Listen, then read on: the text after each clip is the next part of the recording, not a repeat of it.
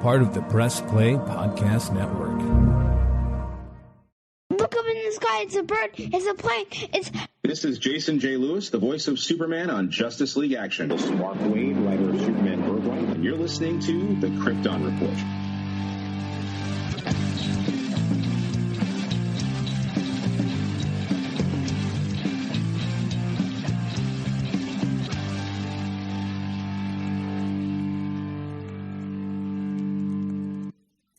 Welcome to the Krypton Report podcast, also known as the Seven Brides for Seven Brothers podcast, if you listened to last week's episode. I'm your host, Tyler, the Superman of Blue, the Man of Tomorrow, and with me, as always, is James, also known as Brother Gideon. Welcome, James. Brother Gideon. I mean, I know you're a little bit older than me, but I ain't that young. Well, I didn't say which one I was. But, Okay. I don't know. He's just second best. Gideon and Benjamin are the best. So Yeah, he decks at him. yep. Stands up to his oldest brother. And people are like, what the heck are you talking about? Who cares? Go look it up. Oh man. No, it's really it is. It's really good. It's a very fun musical, no matter the the time it was made and the time it represented. It's hilarious. It's a little early for Tyler because, I'm Tyler. But it's funny, Jania's trying to show the kids musicals and all this. And then you start to realize how many musicals are famous that aren't appropriate for children, that aren't Disney. And Jania's she's like, crap. Yeah, we got into this thing on like doing these quizzes, like on YouTube and stuff. They're pretty fun. And we were doing one on movie musical things. And someone's like, can I watch that one? No. Can I watch this one? No.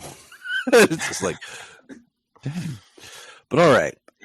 Not a whole lot of news going on in the realm of DC, but I guess that's to be suspected since it seems like they are going to be present at Comic-Con. So, which is pretty exciting. Well, certainly the Warner Brothers is going to be present. Warner Brothers Discovery is going to be present. There's info about the movies and stuff coming out, trailers and things.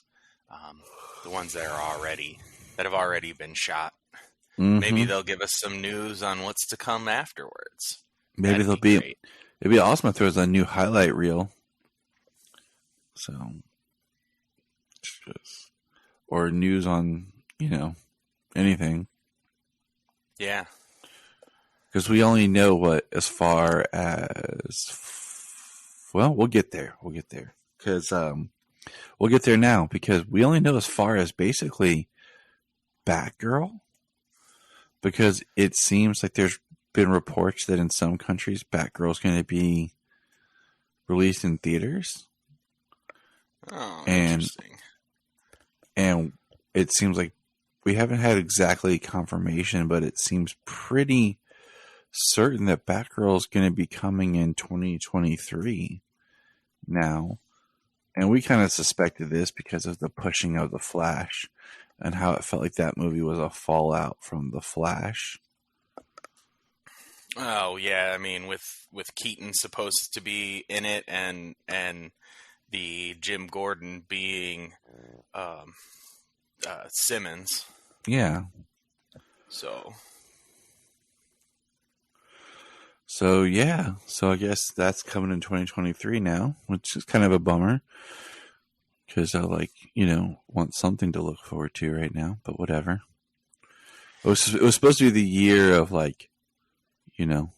3 Batman on the big screen plus Batgirl, but that didn't happen.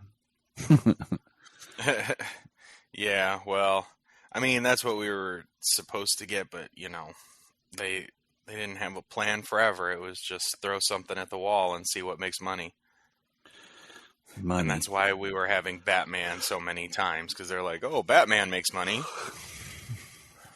Yeah. Like, so would everybody else if you actually did something with them. See? James know what's up. All right. So McFarlane had like a 2-day toy show, and I guess that was pretty cool because we saw a new Bane figure. Made me think about you. Yeah, that Bane figure is sick, man. I like it. I definitely want it. It's one of the mega figures that they put out, so it's going to be one of the larger ones, bigger than like the 7-inch, Yeah. probably closer to like the Steppenwolf size and the Darkseid size. Mm. And the reason I like it so much is, I mean, yeah, Bane is really big and hulking, but he very much looks like the Batman and Robin toy that we got from that movie. Yeah, the one And that says like the only good-looking Bane toy. yeah, well, because Bane outside of the outside of the comics, especially when it comes to games and stuff, which is basically where we get him more, is like he's just like this huge hulking brute, and he looks ridiculous. Yep. I mean, he looks cool, but when it comes to the idea of who Bane is and what he can do, he just looks ridiculous. He just looks like this big, like lumbering thing, you know. And that figure, you know, he looks like I mean, he's still monstrous, but he looks more human proportional. Yeah. True. James is absolutely correct. Listen to James. Listen to James. Subliminal messaging. Bane is cool. Bane is cool. Put Bane in another Batman movie. Make Bane not suck.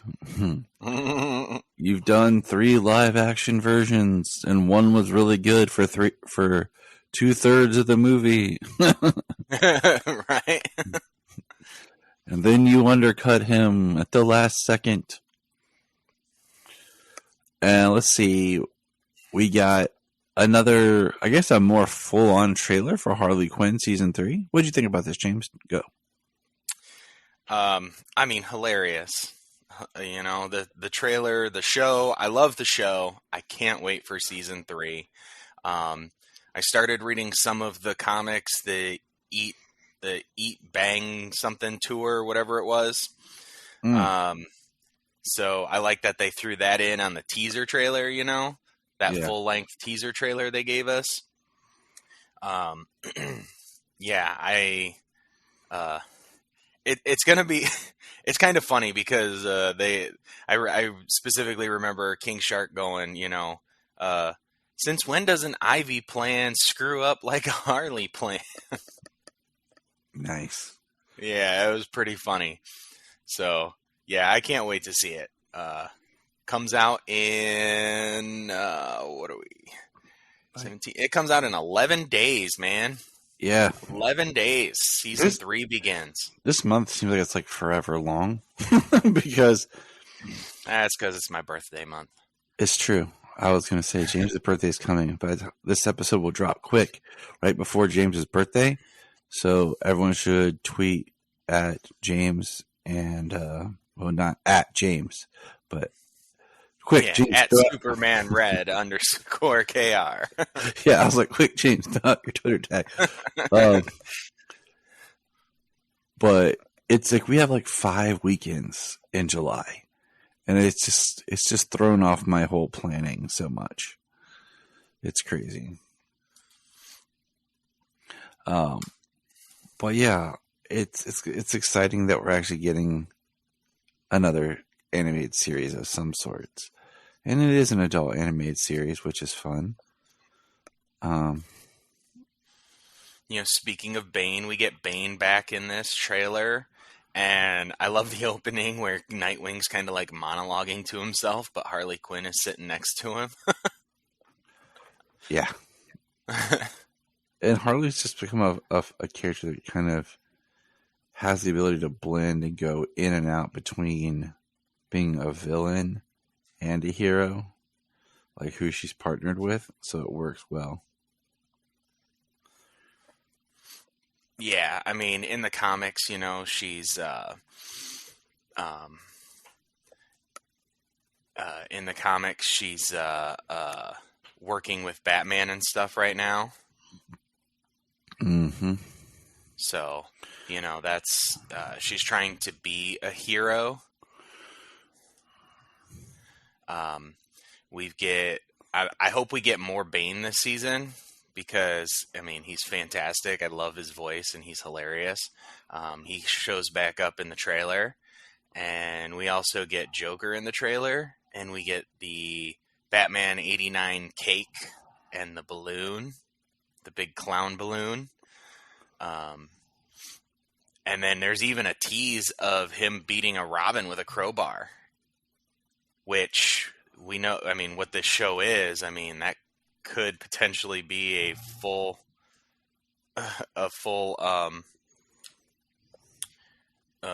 sequence that could be rather brutal. Yeah, it could. So we will see what we get this season. Yeah, we get more Batgirl this season. That'll be nice. Batgirl's returning. Some scenes looks like she's fighting alongside Harley Quinn again. But then she's also cruising with Robin and Nightwing too. Which makes sense, if they're going to be. Look, it makes Harley much more.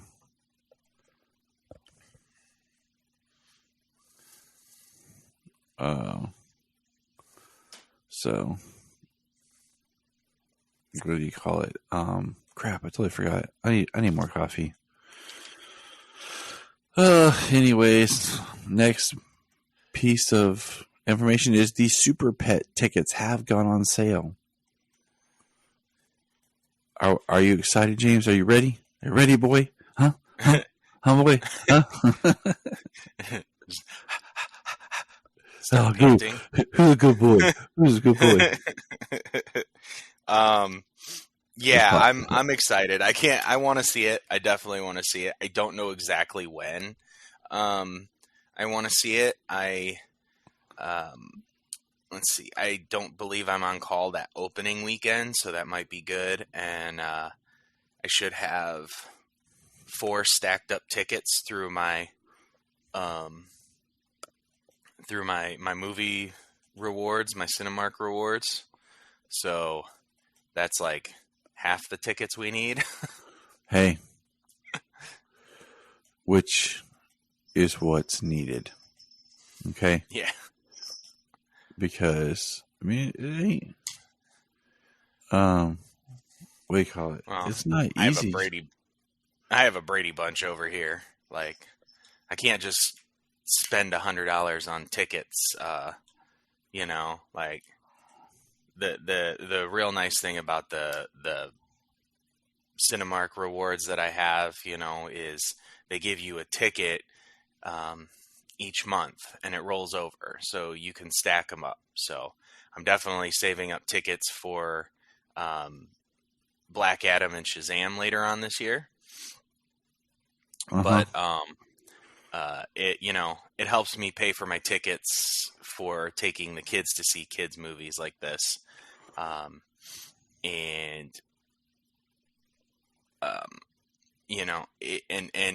I'm not sure exactly what the member pricing is, but I'm sure it's a little bit cheaper. So, goes a long way helping out, taking a bunch of people to go see the movie.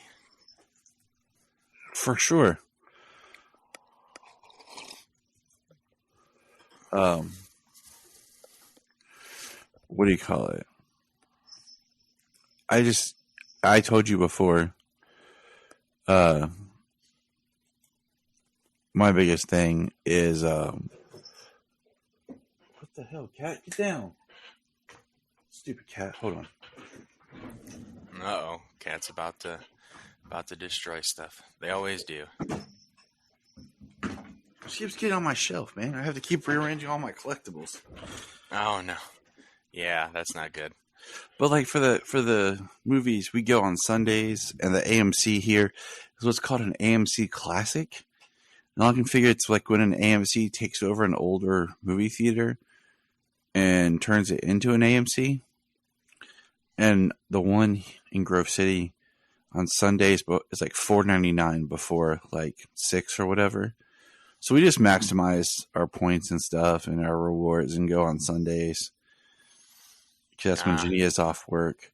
And it's $4.99.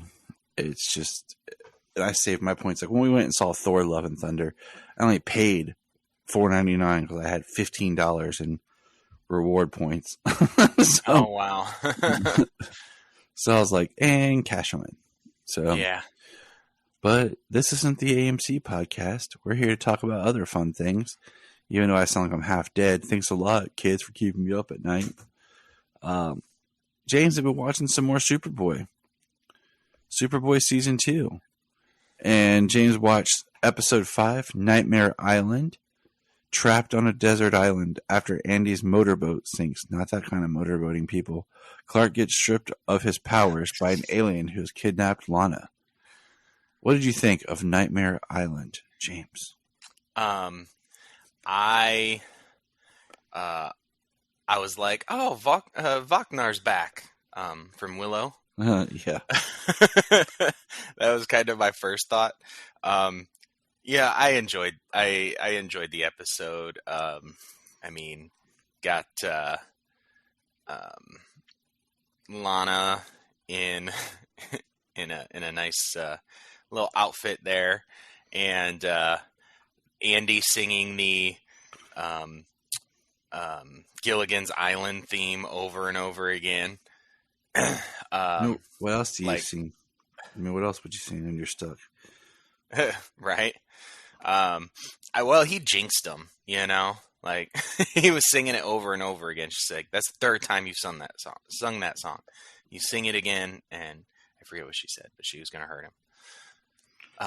But she's like, I will break you. Yeah. They're in a dinghy. It was funny too. It was just this tiny little thing. Like it was a tiny little fishing boat. You know what I mean? Something you wouldn't take far out, like maybe on a small lake, maybe out on a pond, but I don't know where they were, you know? I mean, aren't they in Florida? Yes. That's where they're filming, and I'm pretty sure that's where Schuster's supposed to be. Yeah, that's where I thought it was. That's where I thought they said it was, but I mean, I don't think that's anything you'd take out on the Gulf of Mexico or out into the Atlantic. I used to live on the back bay of the Gulf of Mexico, and I would not even take that in my backyard. No. I was like, they must have been saving budget on this episode because they depowered Superboy. It's like we need to save money. Superboy? Yeah. You don't got any powers. What? Have fun. But you still got to wear the suit. Right. They kept asking where Clark was, and like he just walked off on his own adventure. Not that Clark would ever find them again, you know. Yeah. But and then I did like the way he showed up at the end. He's like, "You won't believe what happened. You see this seashell? I had to climb up onto a rock to get this one." Clark. And then he dumped out all his seashells like, "Ha, I got away with it." He doesn't even give us a wink at the camera, you know. But well, you know, I think that would get a little old where he's like, haha, like I got away with it again. I think sometimes you just gotta fold it into the show, you know. What do you think about this episode having one of the twists of Andy McAllister's hair all of a sudden changing? Like being blonde? Yeah. It was the early 90s. If it was a little bit later, it'd be frosted. But I think, if I remember right, I can't remember when it makes me wonder like what the order was they shot stuff, because then I think his hair flips back here soon. Okay.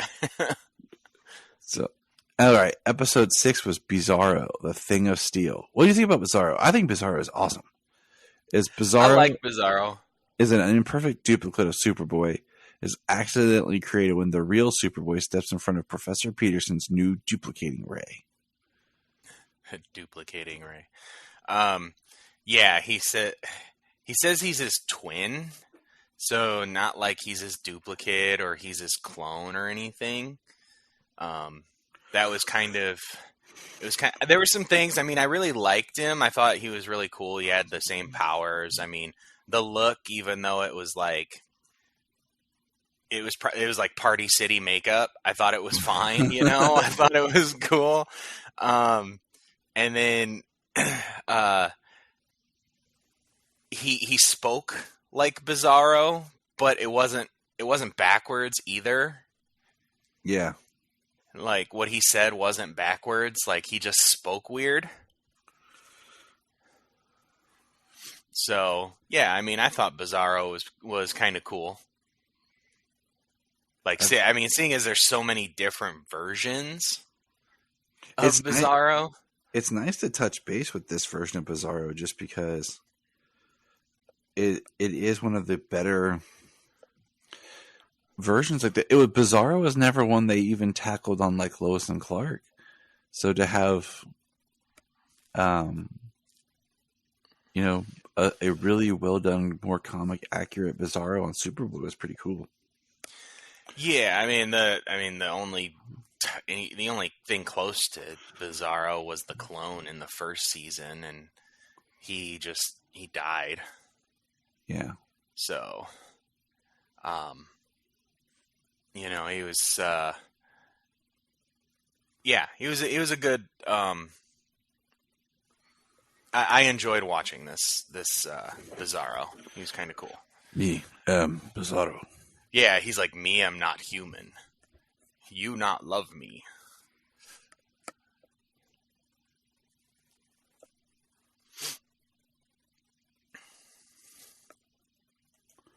All right. And then... So, one day I would like to see somebody...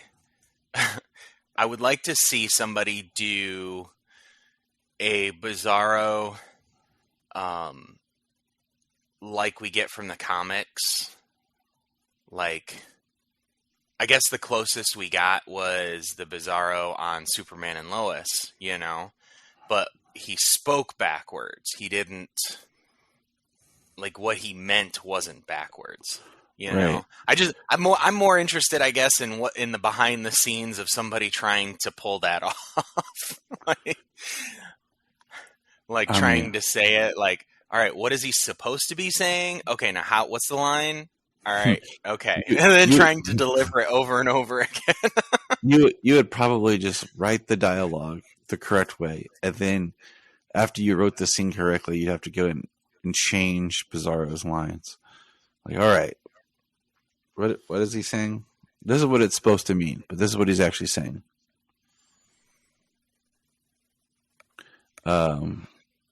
So, yeah. But also, continuing, where'd my notes go? Where'd you go, notes? The next episode was Battle with Bizarro. And Superboy battles to free Lana from Bizarro, while Professor Peterson uses the duplicating ray on Kryptonite to create Bizarro Kryptonite, with the hope that it will end Bizarro's menace. So, we kind of got a two-parter here with Bizarro. Were you surprised? Were you shocked? Were you like, what's going on? No, I wasn't really shocked about it being a two-parter.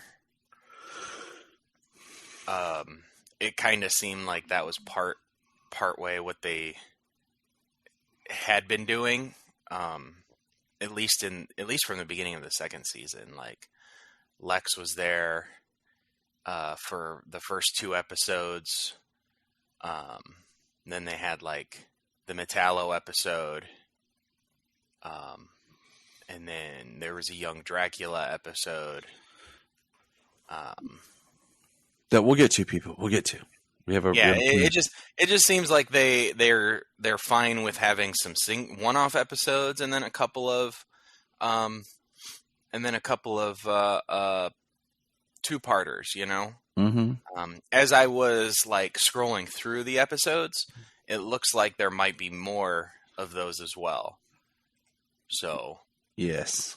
yeah, I just I think it's fine. You know, give us either a one-off story or just like tell us the story that and give us what you need. If you need 2 episodes, like I think it was good to have Bizarro have 2 episodes. As short as it is, being a half an hour series. Mm-hmm. I think that if they would have introduced him and took him away in a single episode, like, I mean, he'd have shown up and been gone as quickly as he came. Yeah, Like, there wouldn't have been anything in between. I mean, they would have been like the explanation of what Bizarro is, and then he's gone. This is true. This is true.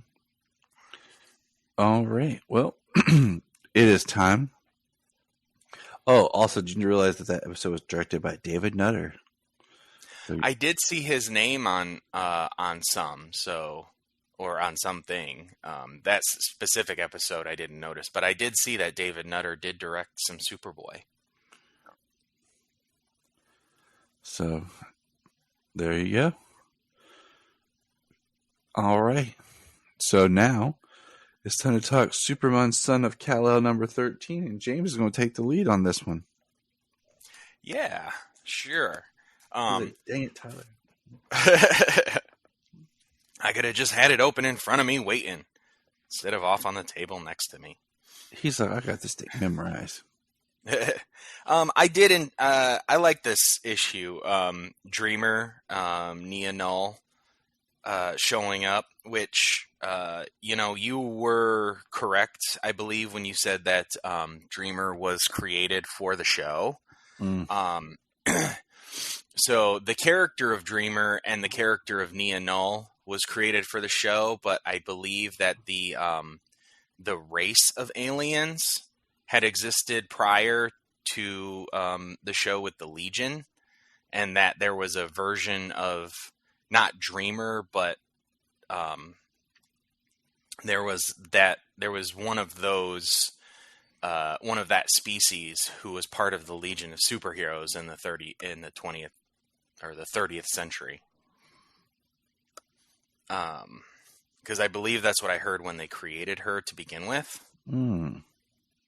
So, but I don't think she ever had like the name Dreamer, and she didn't have anything like Nia Null to reach back to as legacy.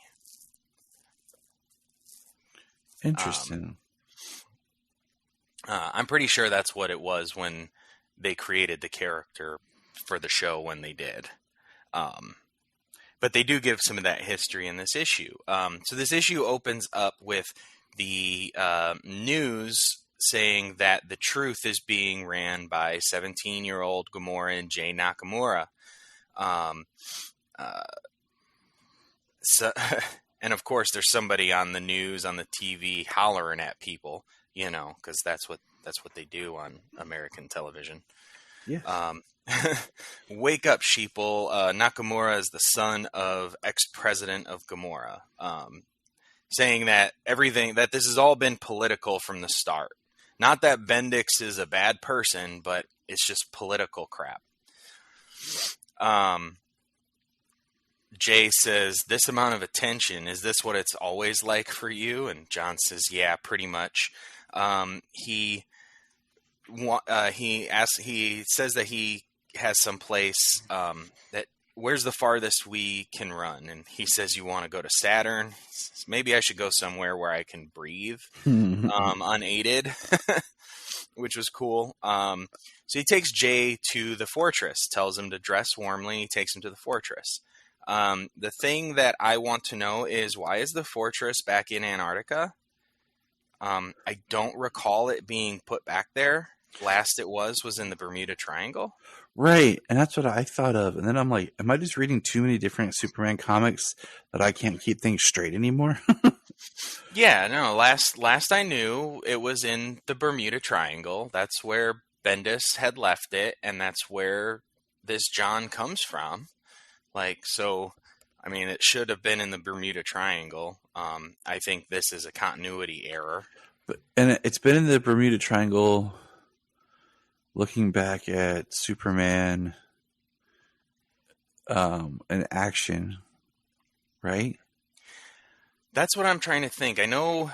That's what I'm trying to figure out. I haven't pulled out any of my old books since Kennedy came on, but I thought that he was using it in the Bermuda Triangle.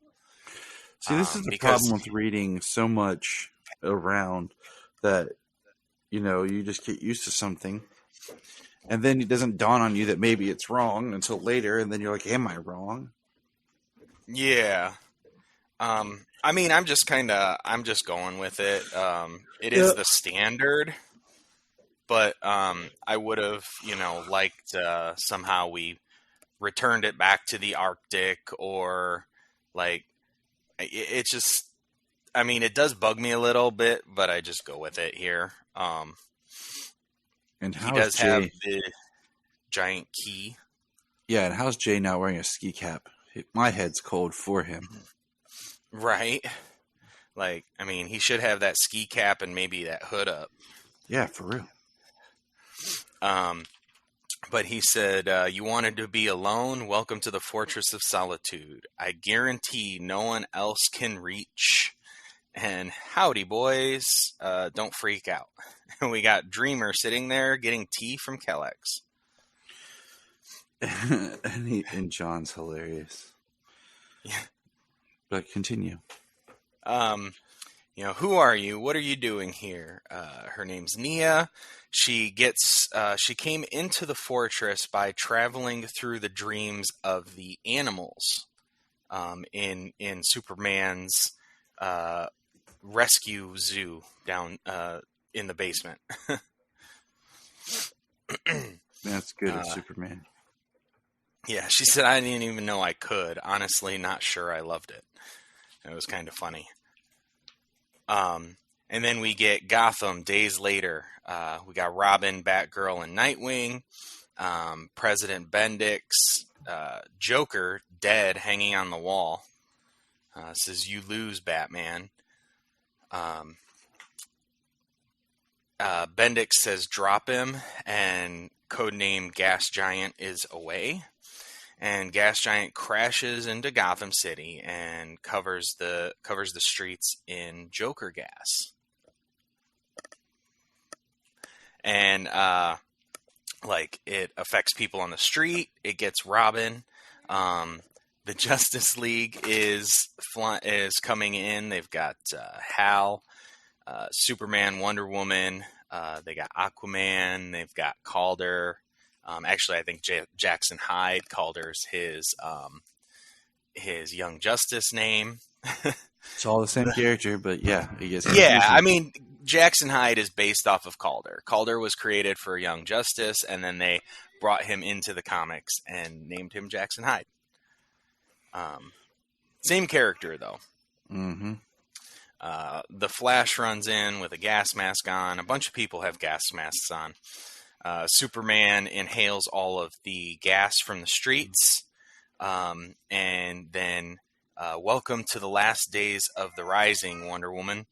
And there is a whole army of post-humans, of Bendix's post-humans, all of his rising super beings that he controls. Mm-hmm. And they mob Jordan, they mob Wonder Woman. Superboy takes the gas out into space and blows it out. He starts coughing, and as he's returning to Earth, Aquaman and Jackson are down. Batgirl, Nightwing, Robin are down when the Flash arrives. Wonder Woman has a hole in her chest. Hal's finger is severed. That's ridiculous. Yeah, which is pretty crazy, because, I mean, it's Wonder Woman, and then it's Green Lantern. I mean, right. Beyond Superman, you don't get too much more powerful than that. And that's what was like. I was like, holy cow. Yeah, like they mobbed him. They had the element of surprise, and they did not waste time. You know, otherwise you wouldn't get that. Otherwise you wouldn't be able to do that. And why does Bendix look like someone took Mongol and Lex Luthor in a blender and was like, and then we got Bendix? He does. He really, really does. Superman crashes to the ground. He says, "How did you get here so quickly?" And then they have Batman. They have Bruce, and he says, "They were already here, John." This is very perceptive, Mr. Wayne. Mr. Wayne. Yeah. Says, "You don't look so good. In fact, you look quite a bit slower than a speeding bullet." And it says, "Don't," and bang. Like, he puts a bullet in Bruce's head. Says that the Joker gas had kryptonite particles that should be slicing his lungs to shreds. "Don't worry, we'll tell the world of your heroic sacrifice, how you all died trying to save the city from Joker's final attack. But we're done being at the mercy of aliens and freaks. Humans are in control now." Interesting. After he's controlling post-humans. Yeah. I mean, even though they're people with abilities, they're human, I suppose, is his logic on that, you know? Or he's controlling them, so humans are in control. True, yeah. And then John says, "What was that?" And Streamer says, "Dreams, windows into the future. That was a week from now, I think. That was the death of all heroes."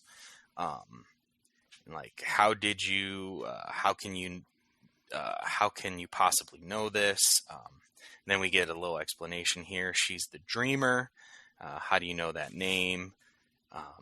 Because you're not the first Naltorian I've met.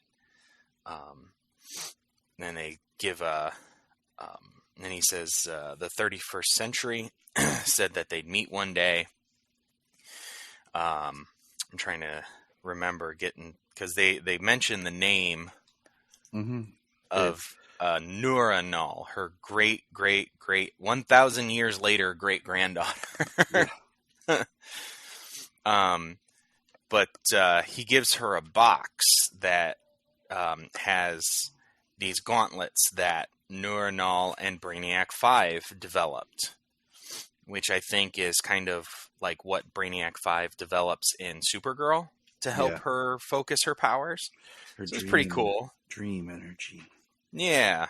Helps to focus and channel her dream energy.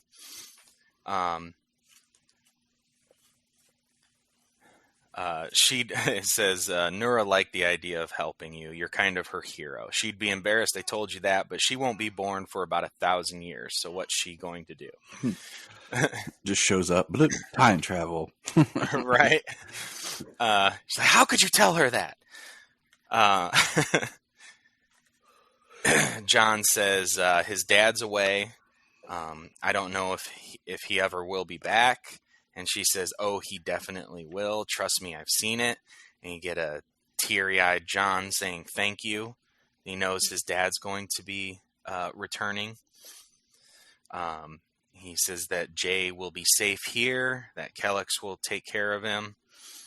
And then he says, "Are you seriously going to go fight the bad guy while keeping me safely locked away in your castle?" And she's like, "You are kind of damseling him." He says, "You're totally damseling me." Making Jay the damsel in distress. I'd be like, "Yeah, dude." I mean, he's got a very useful power. I mean, nothing can touch him if he doesn't want it to. This is true. His phasing ability was pretty. When they showed it, like, it was pretty impressive. I mean, the first thing they showed about it was when Fault Line was dropped on the Kent farm and he wasn't harmed. Like, that was a massive impact, a massive amount of kinetic energy, and it didn't phase him because he phased right through it. So his phasing abilities are pretty extensive, it sounds like. Pretty dope. Yeah. Superman can't topple the government. Gamorreans have to stand up. It can't be an outside force. It needs to be a rebellion. tomorrow the truth releases everything we have on Bendix, and then I'm going home. It's my people he's enslaved. It's my fight. I think it's why wait for tomorrow. Yeah. You know, it's like tomorrow we're doing this. Why? You're like finding a guy at any moment who could, you know, just the speed of how news and everything travels and information. Like, I would say get it out now. But Yeah. She said, and then Nia says, "Can I catch a ride with you? I did not like dream travel." Well, especially if you're coming through an animal's dreams. I mean, what is an animal dreaming about? Do a mechanical sheep, or do sheep dream of? I can't remember. Dang it, Tyler. Do sheep do? I can't. Yeah, and then, well, and then one thing here outside of the story, we get an ad that we're supposed to get the hardcover collection of Superman 78 this month. Just throw that out there. Mm-hmm. And then back in Gamora, Nakamura, Jay Nakamura, the head of the truth. Now that's interesting.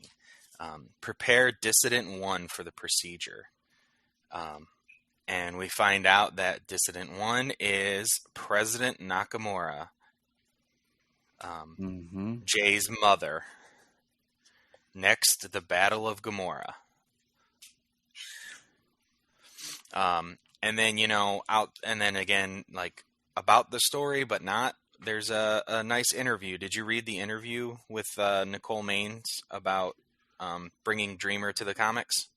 I didn't. I finally found I was trying to make a reference to Do Androids Dream of Electric Sheep, the Philip K. Dick story. I'm slow. That's all right. Okay, no, I did not read the interview with Nicole Maines.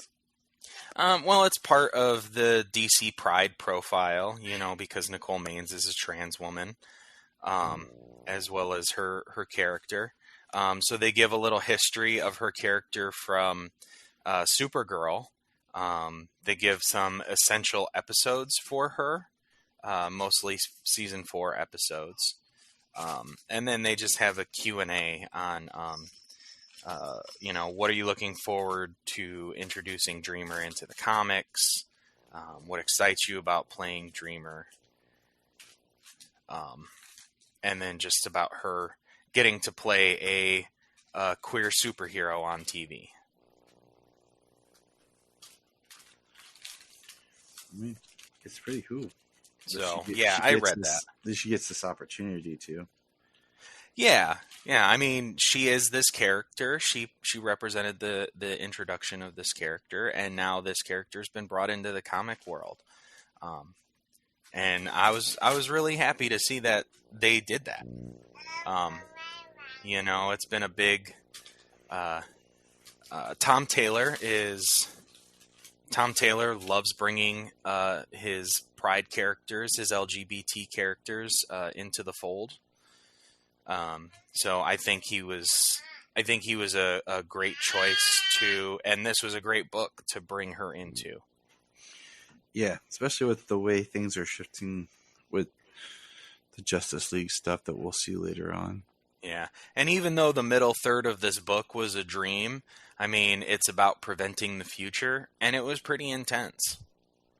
I did have to say for a moment there, I thought like I missed something because the way the page turn was. I was like, wait, what happened? What? Where? Yeah, that's kind of what I was like. I flipped back and I was like, what? And then I was like, okay. Kept reading forward, and then it was a dream. I was like, that makes total sense. I did read the interview with Jared Stern, the director of the League of Super Pets. That was cool. Just talk little bits about why he wanted to do Super Pets, what inspired him for Super Pets. And that was cool. Talking about he worked for Warner Brothers, and his wife volunteered at like a dog shelter, and there's just pets in the back that nobody wanted, and he was like, man, that's sad. They should have a home. What if they got superpowers? That's cool. And here we are. Yeah, it'll be interesting to see how this goes because I know that a lot of the pets are going to be representing um, some of the super pets from the comics, Hmm. but it seems likely that it's going to be very different in um, how they get the abilities they have and what they do with them. Especially since the pets are the main characters of this show or of this movie. So Yes, yes, they are. And that brings us to our discussion for today is a brief history of Krypto, the super dog, because it is part of our ramp up for DC League of Super Pets, which is awesome, but I hate that it comes out at the end of the month because it just feels so weird. Like, it's ramp up this month, and then the movie drops. And it's like, yeah, it drops at the last 2 days of July. right. I mean, these days it's I think with the pace of if you stretch out the marketing too long, people become like oversaturated and disinterested, Mm-hmm. and then I think it's people's attention spans these days, and then the turnaround where these things come to streaming and like on demand rental and all that stuff is like 45 days now. Yeah. Like you just have to compact that time. Otherwise people will become disinterested and you probably lose ticket prices. And then, if they're interested, they'll go see it first, or you'll get that rental, that $20 per rental, in 45 days before it actually becomes for sale. Right. And it's just, I mean, it's the compression window is crazy.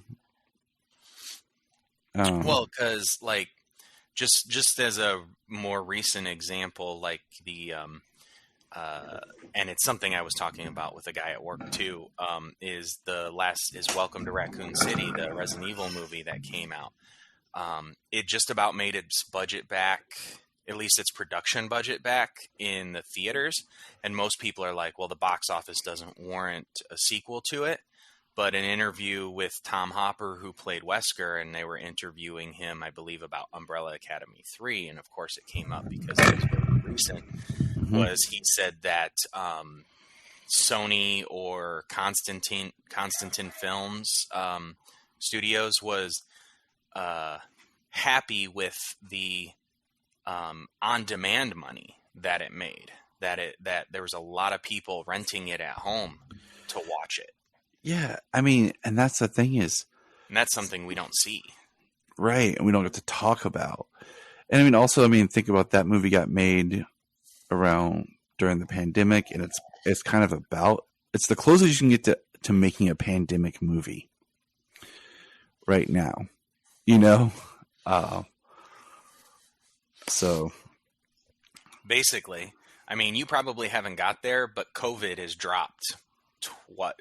COVID has dropped twice in the Netflix series. The name COVID is actually dropped twice in it. Yeah, I haven't got there yet. But super pets, like, what's crazy is, I see people dropping, like, they find the merchandise and everything in stores. I've been to Walmart and I've been to Target, and I haven't seen any merchandise in stores yet for it. I haven't seen any toys, like apparel, nothing. And the only toys I saw were the images you posted about the ones from Amazon. Yeah. And I've seen people posting finding them in store, and I've yet to find them in store. And I keep hoping to go to Walmart and find like one of those middle displays, where it's got like the shirts and everything. Yeah. Is what I keep hoping for. And which they do on most of the movies. They did on the Batman. They've been Jurassic doing it World, since. Yeah, they've been Lightyear. doing it since friggin' Man of Steel. Probably even earlier. So I'm waiting, to see that. And then I guess I saw that, and this is what's weird is I think McDonald's is going to have the Happy Meal tie-in for it. because it was like already in other countries. I saw a post from England about it and stuff, and I'm like, right now the Happy Meal is Thor, and I'm like, huh. So I'm like, okay, so where's all of our fun super pets, meal like tie-in stuff? Because I'm like, this is the closest thing DC's getting to like a big movie with merch, because they don't. And it's a kids movie, like exactly merch should be out there. Like Happy Meal toys should be out there. I should be saturated. I shouldn't have to be going on Amazon and like even I found like a little bit on Target's website, but not in store. See, Allura's frustrated with it. She wants her stuffed Krypto to cuddle to. Dang it, James! Her stuffed Krypto. Dang it, James! Come on, get on that. She's like, "Give it to me, Daddy. I need my Krypto." But Krypto, all right. We diverged. We do that sometimes. Speaking of toys, no, go ahead. I was saving that. I was just diverge again. Speaking of toys, I don't have any. I have one Krypto toy, and it's Sayla's. It came with her. It was Krypto and Supergirl from DC Superhero Girls, the original DC Superhero Girls. Oh, okay. So, but I need me a Dwayne "The Rock" Johnson Krypto. Yeah, for sure. So Krypto, also known as Krypto the Superdog, is a fictional superhero dog appearing in American comics published by DC Comics. In most continuities, Krypto is Superman's pet dog, usually depicted as a white dog of generic pedigree. Krypto is sometimes depicted as resembling a Labrador Retriever, but his specific breed is never specified. Krypto has appeared in numerous cartoons, television shows, and films. He first appeared in his official live-action appearance on the series of Smallville, where he was like hybrid of Krypto. They called him Krypto, but he was Shelby, and it was kind of a mixture of different pets that Clark has had. But Krypto's first awesome live-action appearance was in the HBO series of Titans, and that scene of Superboy and Krypto together is worth the money of that show alone. Oh, absolutely. That was sweet. Krypto with his heat vision, catching and redirecting that rocket. Rough. That's all I got to say. That's badass in dog talk.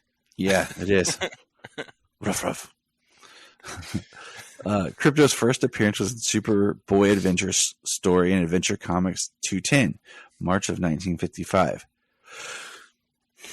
And was created by Otto Bender and Kurt Swan. Originally intended as a one-off character, the dog attracted positive attention from the audience and returned 4 issues later and became a regular member of Superboy's cast. Now, here's the original origin of Krypto. On Krypton, a parallel evolution led to the emergence of other species of Terran cats, simian birds, dogs, which were cosmetic companion animals as they were on Earth. As explained in his first appearance, Krypto was originally the toddler Kal-El's dog while they were on Krypton. Jor-El, testing a prototype of the rocket would eventually send Kal-El to Earth, decided to use Krypto as a test subject. However, Krypto's rocket was knocked off course, and the rocket drifted through space for years until it eventually landed on Earth, where Krypto was reunited with his now teenage superhero Superboy. Then, due to the environment, Krypto, being of Kryptonian nature, developed powers.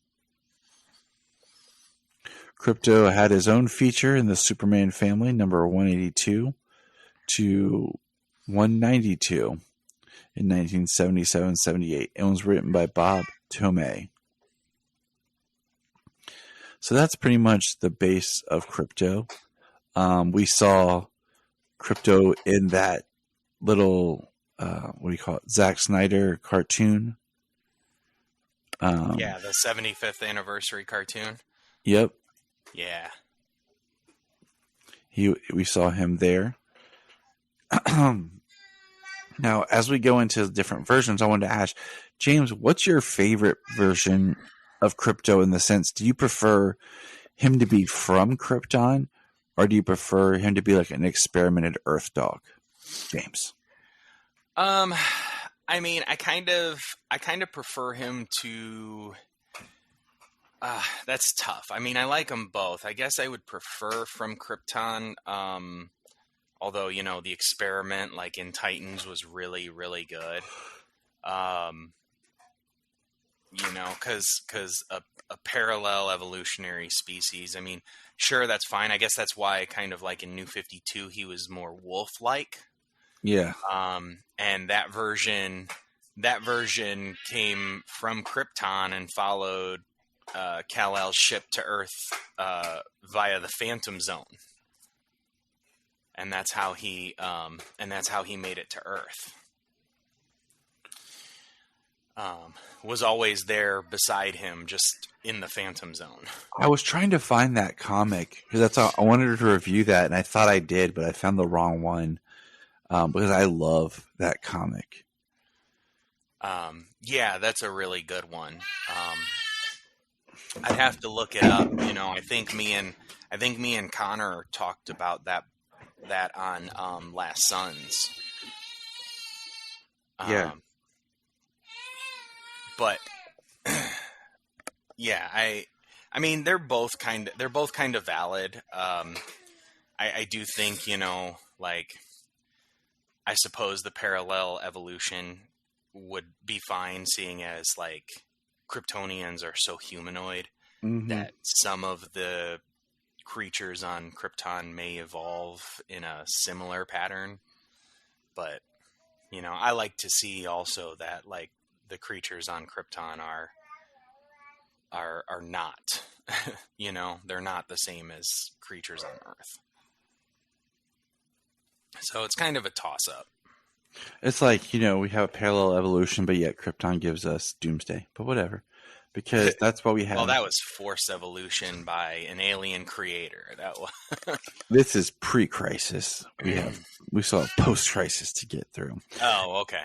And I agree with you. I go back and forth on Krypto's like creation, because I like the idea of the experiment works on like a human animal, but then I like the idea of, you know, Kryptonians having pets just like we did. And he had a dog, and my Krypto is barking right now. So I think he needs to go outside. I'm going to send one of the kids to take care of this dog. I would say your Krypto's barking, Allura's over here banging away at stuff. They just need to get together and have a good time. Yeah, they do. So following the 1985-86 Crisis on Infinite Earth limited series, which was rewriting Superman's history, he's the only surviving last son of Krypton, making Krypto erased, but then eventually Krypto in several forms was reintroduced to the Superman mythos. The source being essentially an exact copy of the pre-crisis Krypto in the Pocket Universe, created by the Time Trapper, which is wonderful. And it's similar to Superman found himself in the Pocket Universe, in which, similar to the pre-crisis Earth Prime, Superboy Prime, his teenage counterpart was the only superhuman on Earth. Okay. So there's that version. And it's the same pocket reality which eventually gives birth to Matrix. The second modern Krypto is a small white pet rescued and later named by Bibbo.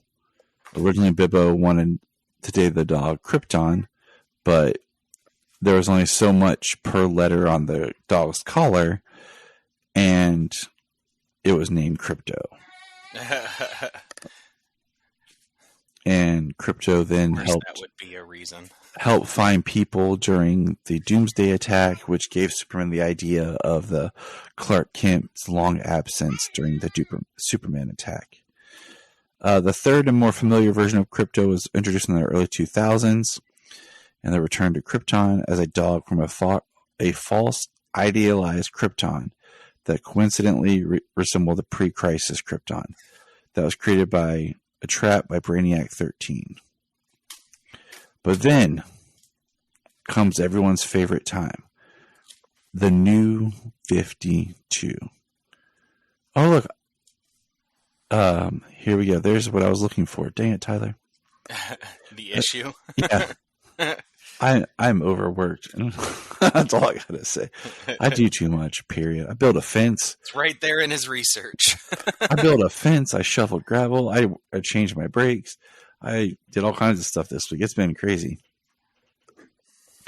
The New 52 in September of 2011 rebooted, and we all know this, the Krypto as a normal dog with no powers on Krypton.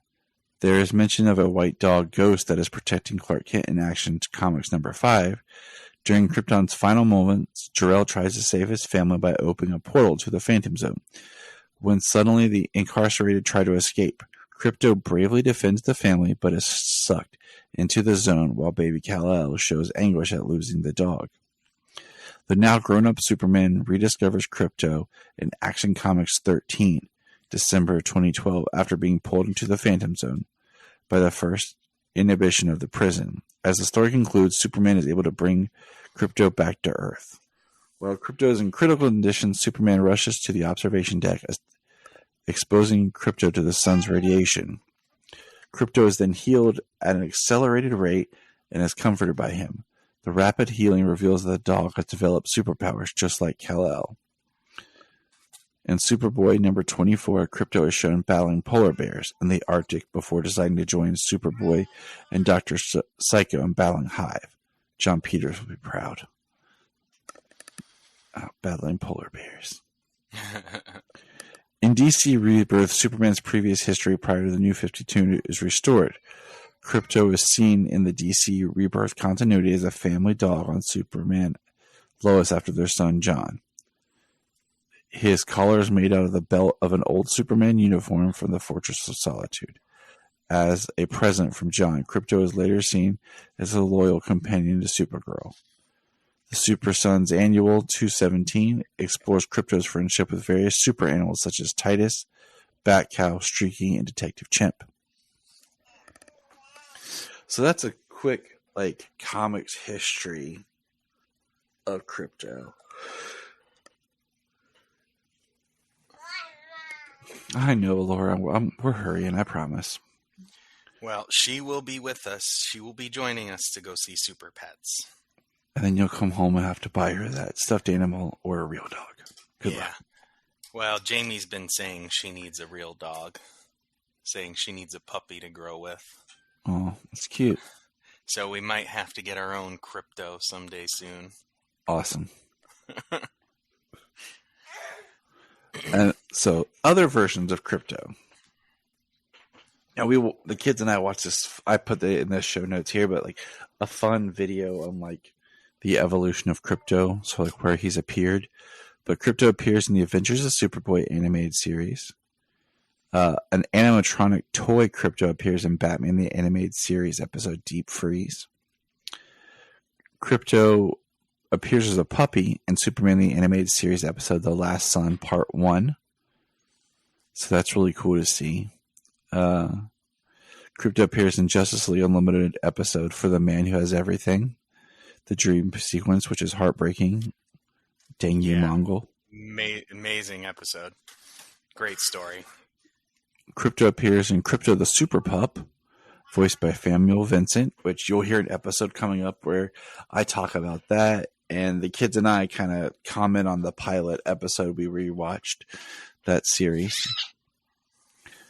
A variation on Krypto is in Smallville.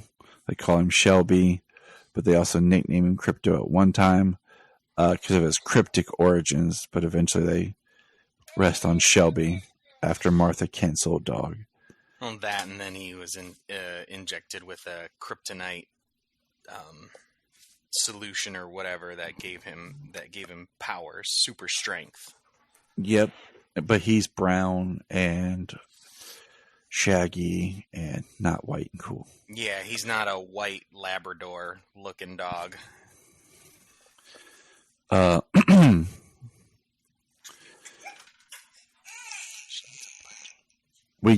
appears in Legion of Superheroes episode Message in a Bottle. One of the best appearances is in Batman the Brave and the Bold, Battle of the Superheroes. That's an awesome appearance where he actually has to fight Superman. Krypto appears in the DC Super Pets segment of DC Nation Shorts. Krypto appeared in Justice League Action, which me and the kids are starting to rewatch now. Krypto appears in Titans, as we talked about, which is probably the best version ever. He appears in DC Superheroes Girls episode Beast and Show instead of Pest and Show. And then film-wise, he appears in the Batman Superman Apocalypse. He's briefly in the crowd in Teen Titans Go to the movies. We know that he will be in Super Pets, duh. Also, he's supposed to be in Batman and Superman Battle of the Super Sons, voiced by Mark Hamill. And then little known fact, okay, was Krypto was supposed to be a playable character in Injustice 2. Really? Yeah.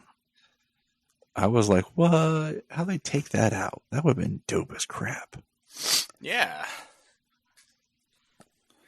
But that's a quick, kind of brief history on Krypto the Superdog and where you can see Krypto to get ready for Super Pets. Any other final thoughts, James, as my Krypto needs attention and your daughter needs attention, and it is pouring the rain outside and it's dark and there's no sun, so my Kryptonian powers are depleting.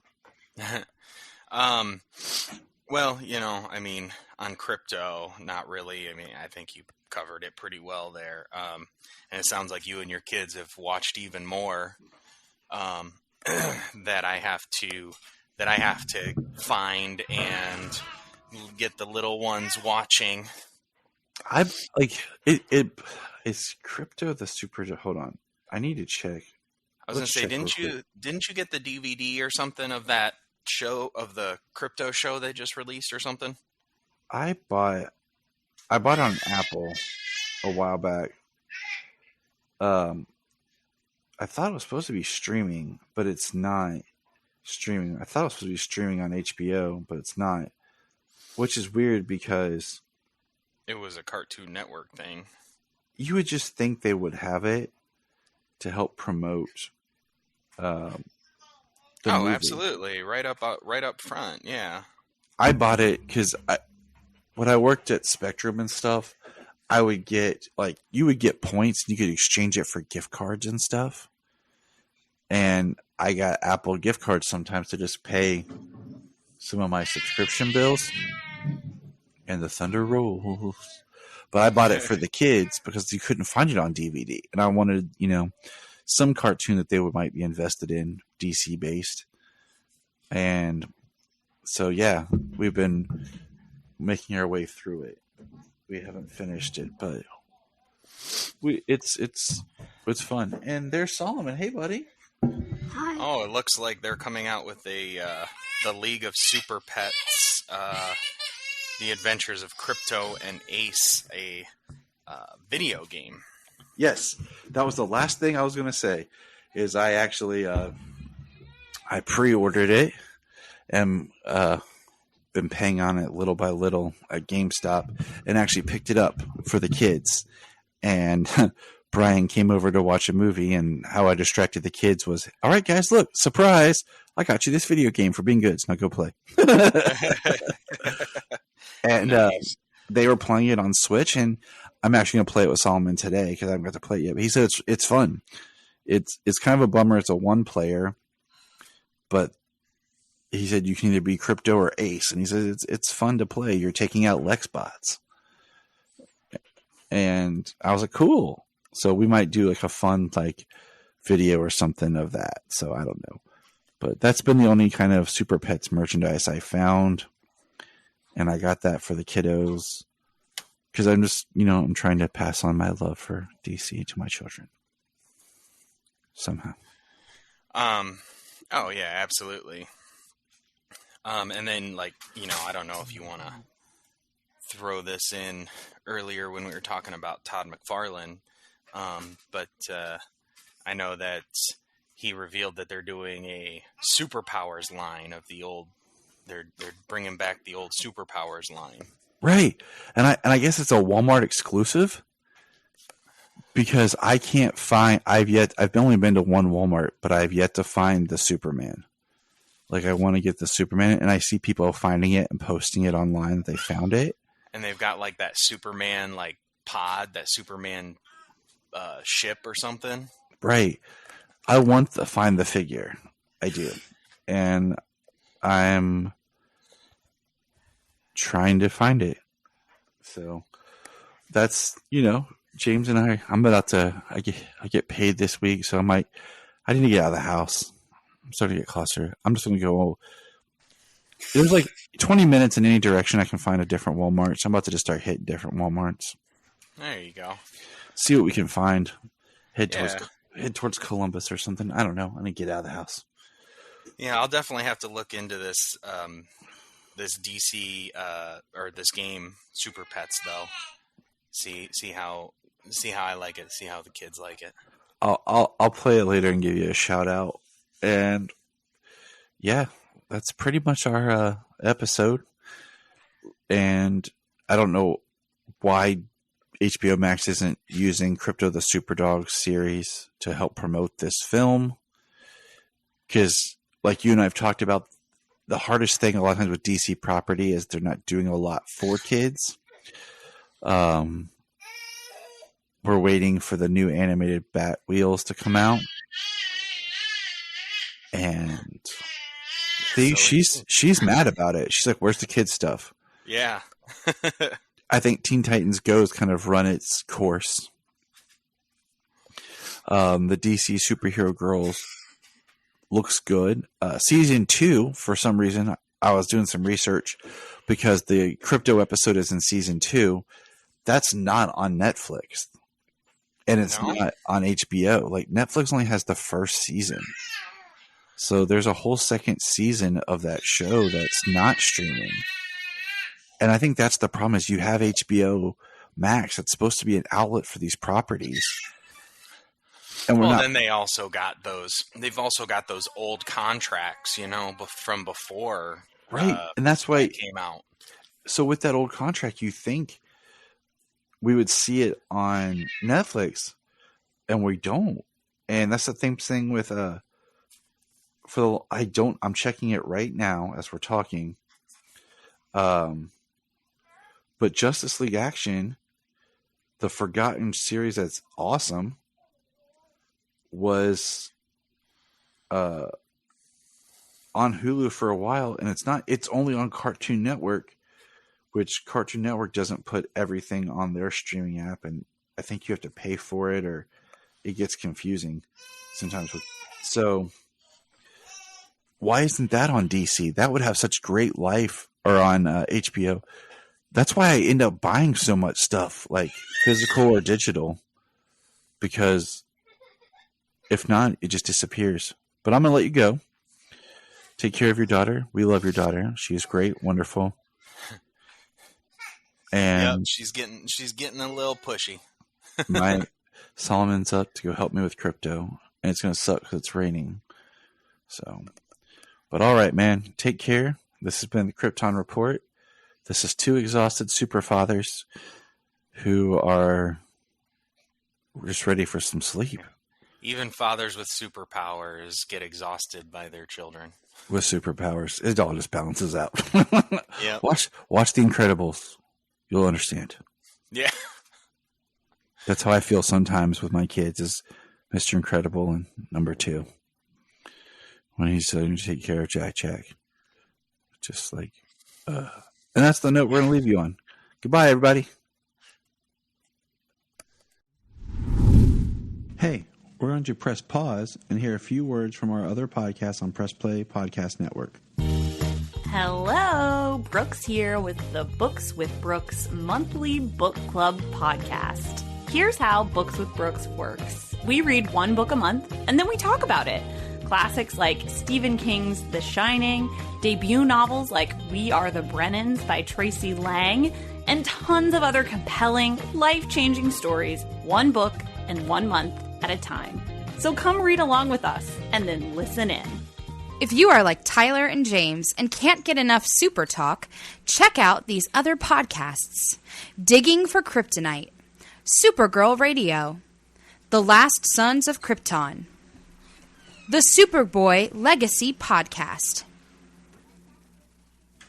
All-Star Superfans, Superman the Animated Podcast, The Aspiring Kryptonians, Always Hold On to Smallville, Caped Wonder, The Geek of Steel, and Truth, Justice, and Hope podcast. This is Dan Jurgens, and if you want to have a good time, keep listening to the Krypton Report.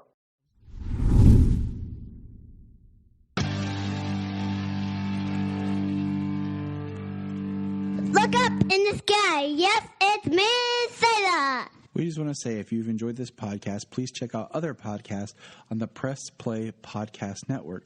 Remember to check out Krypton Report on all social media platforms.